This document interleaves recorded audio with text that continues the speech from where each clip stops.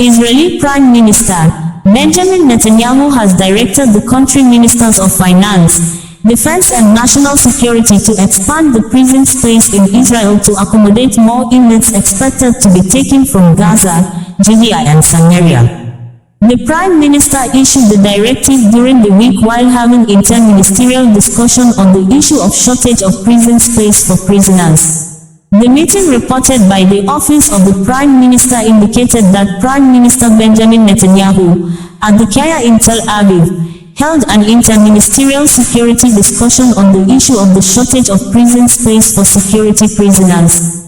The Prime Minister directed the Finance, Defense and National Security Ministries to urgently prepare thousands of spaces for new detainees and prisoners.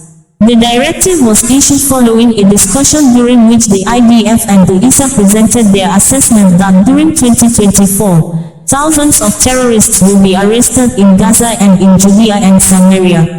Since the outbreak of the war, approximately 4,000 terrorists have been arrested, most of them in Gaza, creating an urgent need to prepare for the intake of many more detainees and prisoners. At the discussion, the Israel Prison Service presented its plans for the intake, based on the preparation of new short and intermediate-term systems. Prime Minister Netanyahu approved the plan and directed that it be put into operation immediately. Meanwhile, the Prime Minister office also reported that, at the directive of Prime Minister Benjamin Netanyahu and Minister of Foreign Affairs Israel Katz, special delegation of hostages' families to depart for the UN Security Council discussion in New York. Prime Minister Benjamin Netanyahu spoke with Minister of Foreign Affairs Israel Katz and wished him success ahead of his trip to New York for the UN Security Council discussion on the findings of the report on Hamas's severe sex crimes on October 7th. Prime Minister Netanyahu emphasized that the request of the US, Great Britain and France to convene the Security Council immediately is an unprecedented accomplishment that was achieved thanks to the extensive diplomatic efforts led by Minister of Foreign Affairs Katz. Minister of Foreign Affairs Katz thanked the Prime Minister for his backing and assistance, and consulted with him actions to take in order to advance an official UN declaration that Hamas is a terrorist organization and the imposition of personal sanctions on the leaders of Hamas. Minister of Foreign Affairs Katz will take with him dozens of family members of hostages being held by Hamas, who will participate in the Security Council discussion and meet with the author of the report, UN Special Representative on Sexual Violence in Conflict Pramila Patil. Coordinator for the hostages and the missing, Brigadier General Gal Hash will accompany the visit. Prime Minister Netanyahu said in quotes, "I commend and wish success to all members of the delegation in the national effort to release our hostages and in the fight for our Israel's just position." Minister of Foreign Affairs Katz also stated in quote, "I thank Prime Minister Netanyahu for his backing and assistance. We indeed accomplished an important diplomatic achievement with the immediate convening of the Security Council. However, we are not stopping here. The findings of the report which describe what happened to our women on October 7th is the most severe item that has been tabled in the UN regarding the state of Israel. The religious leadership of Hamas gave orders to murder, rape and desecrate the bodies of our daughters. The hostages' families will stand beside me in order to remind the UN Secretary General and the entire world, the people of Israel will not tolerate what happened and will not relent until the UN declares Hamas a terrorist organization." In another engagement during the week, Prime Minister Benjamin Netanyahu was interviewed for Politico, which is owned by Axel Springer. The Prime Minister stated during the interview in quotes that he don't know exactly what the president meant, but if he meant by that I'm pursuing private policies against the majority, the wish of the majority of Israelis, and that this is hurting the interests of Israel, then he's wrong on both counts.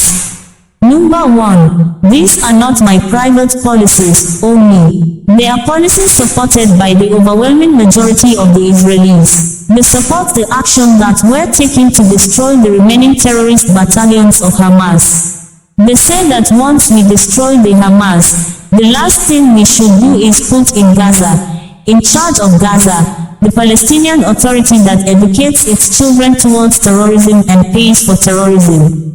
And they also support my position that says that we should resoundingly reject the attempt to ram down our throats a Palestinian state.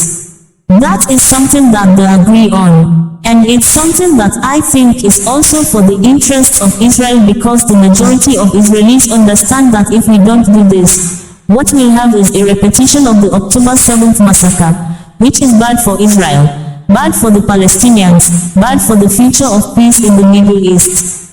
So, the attempt to say that my policies are my private policies that are not supported by most Israelis is false. The vast majority are united as never before, and they understand what's good for Israel. They understand what's important for Israel, and I think they are right. Well, I don't know exactly what the president meant, but if he meant by that I'm pursuing private policies against the majority, the wish of the majority of Israelis, and that this is hurting the interests of Israel, then he's wrong on both counts. Number one, these are not my private policies only. They're policies supported by the overwhelming majority of the Israelis. They support the action that we're taking to destroy the remaining terrorist battalions of Hamas. They say that once we destroy the Hamas, the last thing we should do is put in Gaza, in charge of Gaza, the Palestinian Authority that educates its children towards terrorism and pays for terrorism. And they also support my position that says that we should resoundingly reject the attempt to ram down our throats a Palestinian state. That is something that they agree on, and it's something that I think is also for the interests of Israel, because the majority of Israelis understand that if we don't do this, what we'll have is a repetition of the October 7th massacre, which is bad for Israel, bad for the Palestinians, bad for the future of peace in the Middle East. So the attempt to say that my policies are my private policies that are not supported by most Israelis is false. The vast majority are united as never before, and they understand what's good for Israel. OsazuwaAkonedo, bringing you the news in a more digital way.